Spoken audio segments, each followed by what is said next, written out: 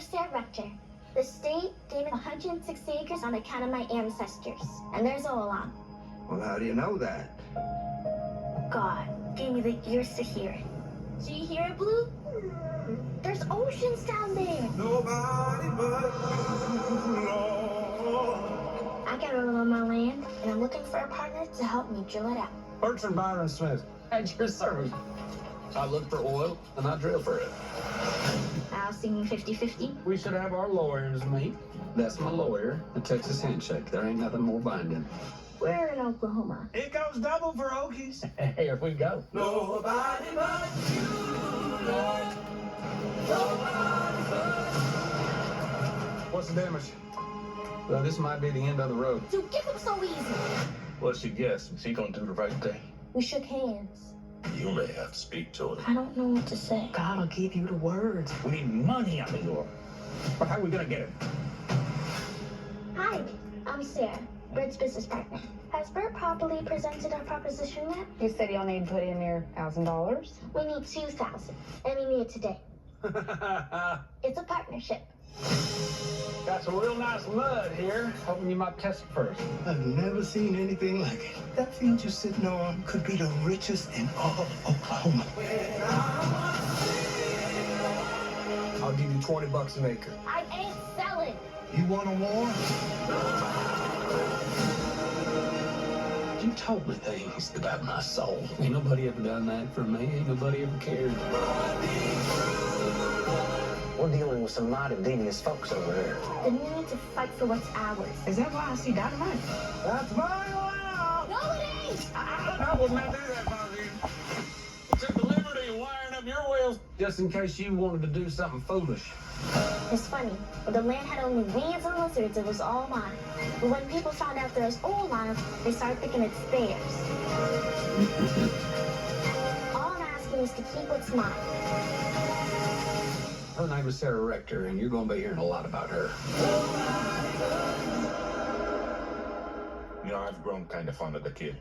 That's called a knight. It can hop over your pieces. That's right. Look at you. You're learning. Just want to make sure before I take your training.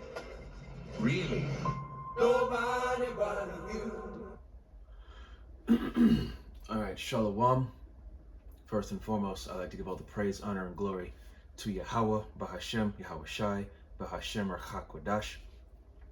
Double honors and respect to the elders and to the apostles, the great millstone. Peace and blessing to all Akim that are preaching and teaching this word with 100% truth and sincerity. And to the men, women, and children that are listening and learning. And unto the Ba'ath Dawadah, the elect house of David that is scattered abroad, I give you my utmost and sincere salutations.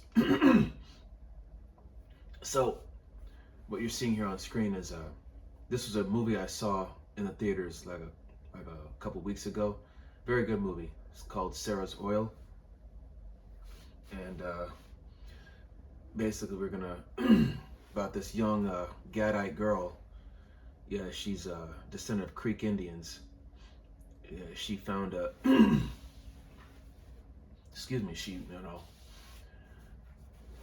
found an oil field in Oklahoma. I think it was in Taft, Oklahoma that it was, but we're gonna read about this in our biography here.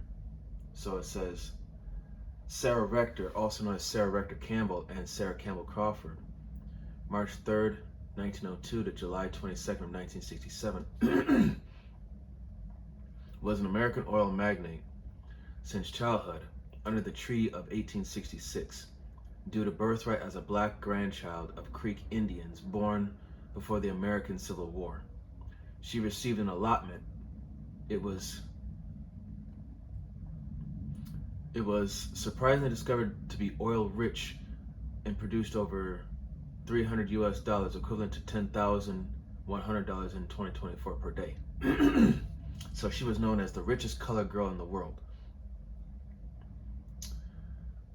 So yeah, there I was right. It was an all-black town of Taft, located in Indian Territory. In 1907, it was absorbed as the eastern portion of the new state of Oklahoma. She had 5 siblings. Her parents were Rose McQueen and husband Joseph Rector, both born 1881, who were the black grandchildren of Creek Indians enslaved before the Civil War. Their ancestors became members of the Muskogee Creek Nation after the Treaty of 1866. As such, they and their descendants were listed as freedmen on the excuse me, on the Dawes Rolls. They were entitled to land allotments under the Treaty of 1866. So this treaty is the Cherokee freedmen are individuals formerly enslaved in the Cherokee Nation and freed in 1863, and their descendants, they have African ancestry, and many also have Cherokee ancestry. Today, descendants of the Cherokee freedmen on the Dawes Rolls are eligible for citizenship. So Sarah, yeah, that's her name. Sarah could be a Gadite or she could be a Judite.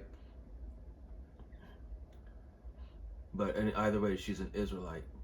But let's see, as it says, from the Treaty of 1866, made by the United States with the 5 civilized tribes, which were the term 5 civilized tribes was applied by the United States government in the early federal period of the history of the United States of the 5 major Native American nations of the Southeast: Cherokee, Chickasaw, Choctaw, Muskogee, Creek, and Seminoles. Because these tribes had allied with the Confederacy, the U.S. required new treaties by which their slaves were freed and became citizens of these nations. This paralleled the abolition of slavery in the U.S. So actually, here we go. Sarah's father, Joseph, was the son of John Rector, a Creek freedman. So, yeah, so Sarah was a Gadite. So there you go.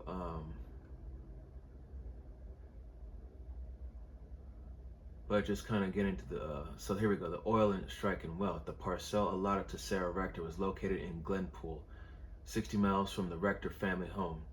Its infertile soil was considered unsuitable for farming, with better land being reserved for white settlers and Creek members of the tribe. The Rector family lived simply but not in poverty. However, the $30 equivalent to $1,000 in 2024 annual property tax on Sarah's parcel was such a burden that her father petitioned the Muskogee County Court to sell the land.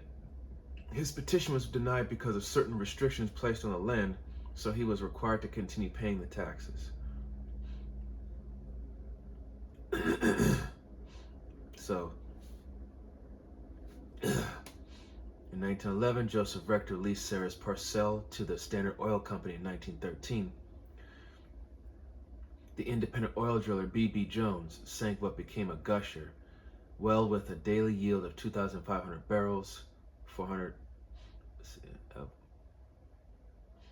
I don't know. I'm not gonna guess that, but 400 some of oil and $300, which is equivalent to 10,124 in 2024 of income.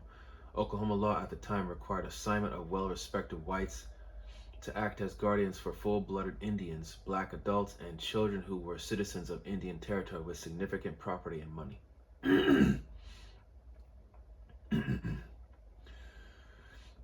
So, if you've seen the movie Sarah's Oil, when she discovers all that oil that's underneath that ground, of course,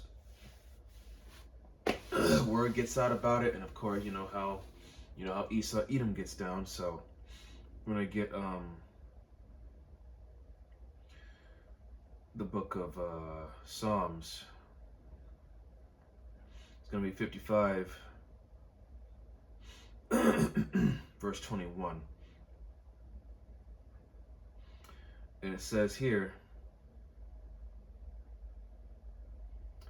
the words of his mouth were smoother than butter, but war was in his heart.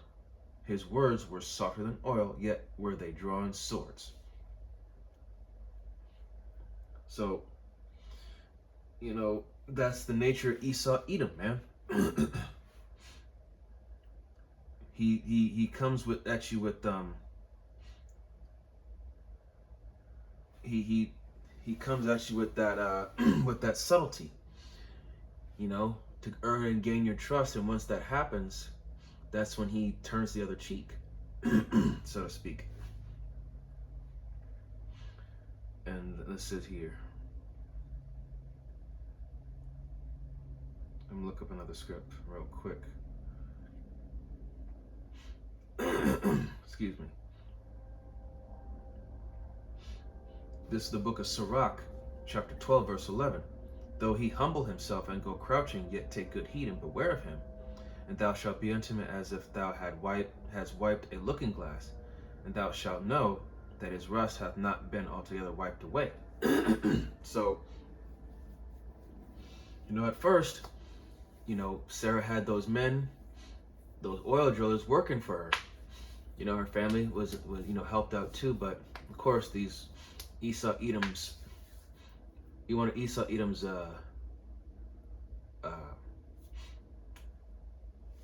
one of his people, they came with that subtlety, saying that they want to buy the land from them so they can have the oil all to themselves. And of course Sarah declined, and of course things were turned south real quickly. They killed off one of the oil drillers that was working for Sarah, and then they came, and then they were going to come after her next, and then her family, and then I don't want to spoil too much of the movie if you haven't seen it, but it's a really good movie, worth watching. But yeah, man, I'm gonna read Sirach 12 and 11 again. And it says, though he humble himself and go crouching, yet take good heed and beware of him. And thou shalt be unto him as if thou hast wiped a looking glass, and thou shalt know that his rust hath not been altogether wiped away. So, no matter how subtle, no matter how friendly this devil acts towards you, you have to understand, man, there's no good that can come out of him. Esau Edom was always looking for some way, shape, or form to screw someone else over, to knock someone off the map so he could take the credit for their work. That's just the type of person that he is. He's the type that he likes to do things behind the scenes. Okay?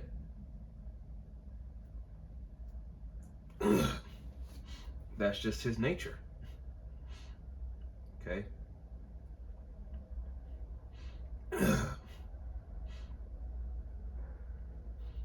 Now going back to Micah. So Micah 2 and 1, it says, woe to them that devise iniquity and work evil upon their beds. When the morning is light, they practice it because it is in the power of their hand. And at that time, in the early 1900s, so-called blacks and Native Americans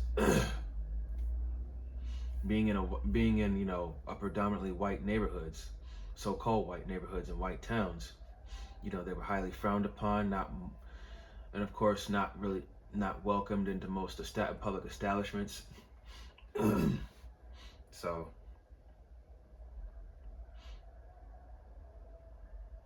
it was when Esau Edom has the foothold like that, he could do whatever he wants and get away with it because it's in the power of his hand. Verse 2, Micah 2 and 2, and they covet fields and take them by violence, and houses and take them away.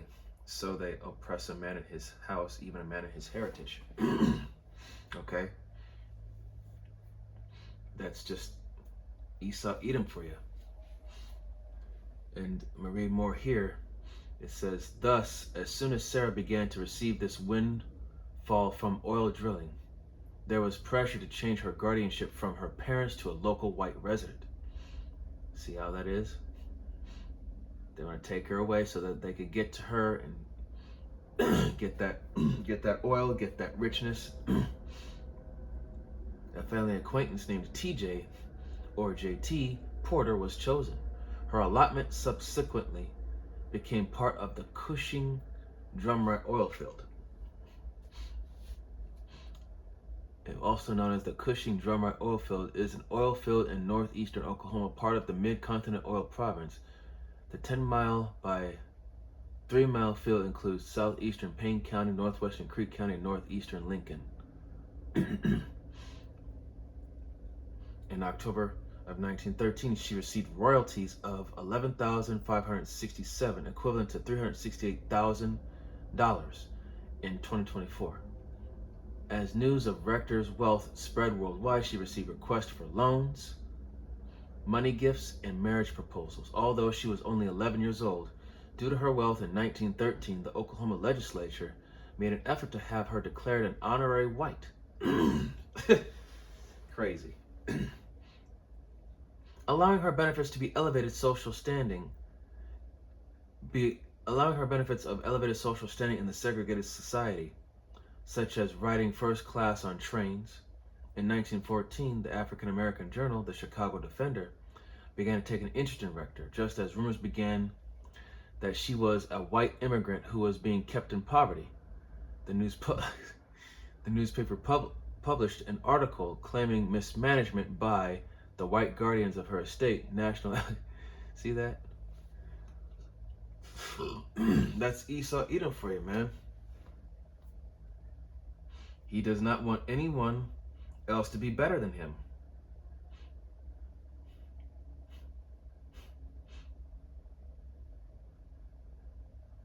He does not want anybody else to be better than him.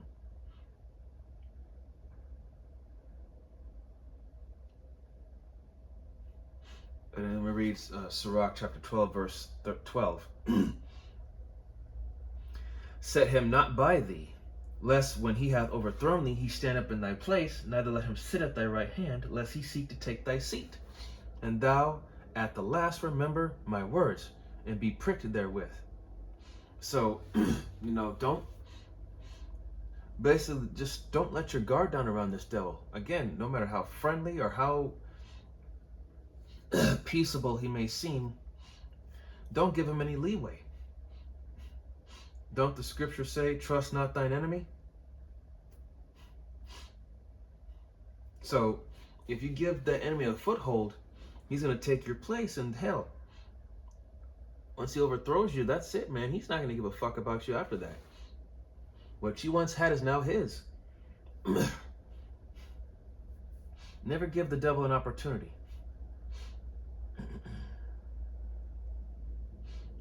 But yeah, man, that right there just goes to show you, man, that this devil is someone you cannot trust.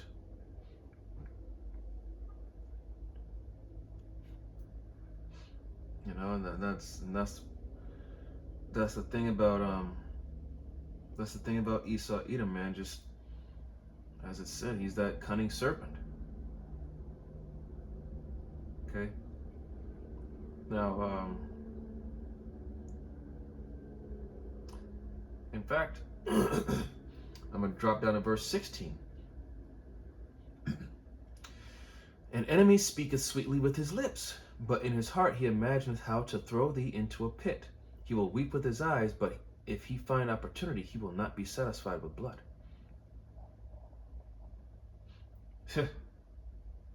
In verse 17, if adversity come upon thee, thou shalt find him there first. And though he pretend to help thee, yet shall he undermine thee. So, again, man, like I said, this movie, the scripture I just brought out just speaks well enough about this movie. And if you haven't seen it, go watch it. Very good movie, based on a true story, and it's a good movie. I enjoyed it. And but yeah, that's all I had for this.